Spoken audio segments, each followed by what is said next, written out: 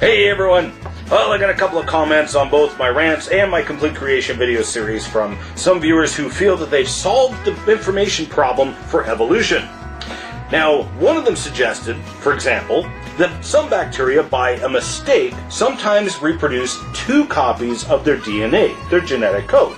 He also goes on to suggest that perhaps the second copy might have an error in it. Voila, you have new information. Well, just recently, I got a brand spanking new phone book in the mail. By a surprising error and coincidence, I happen to get 2 copies of the exact same phone book. Now, do we have any new information? No, we have 2 copies of the exact same information. We have gained no new information.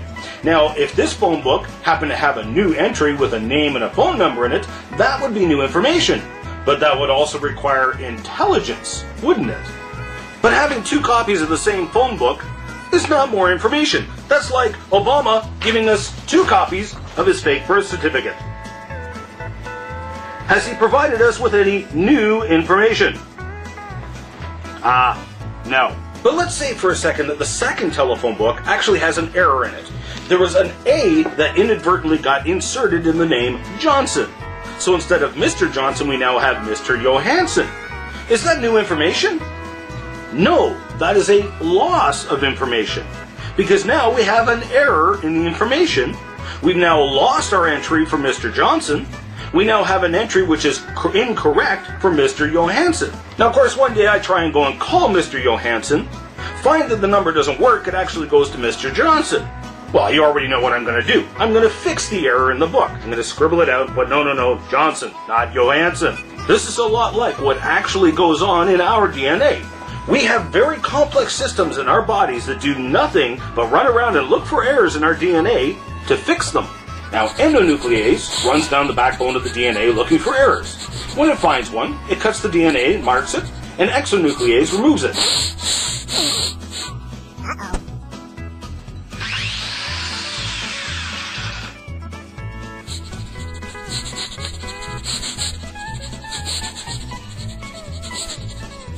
Polymerase comes along with the correct nucleotide.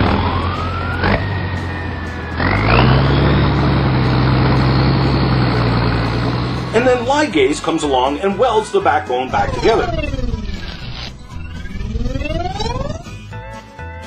Oh, and did I mention that the plans for these robots actually come from the DNA? So, which came first?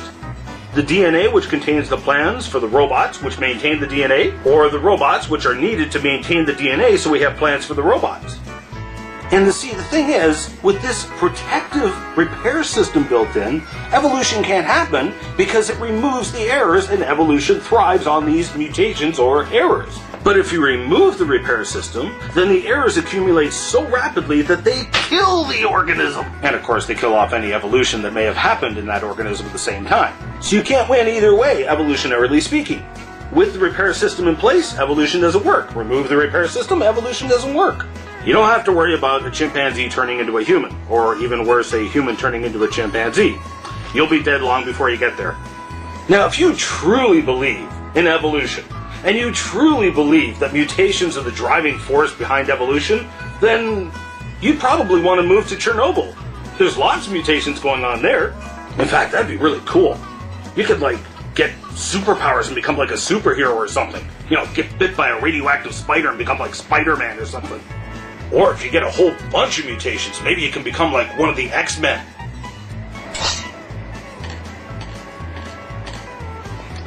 I hear housing is really cheap near Chernobyl.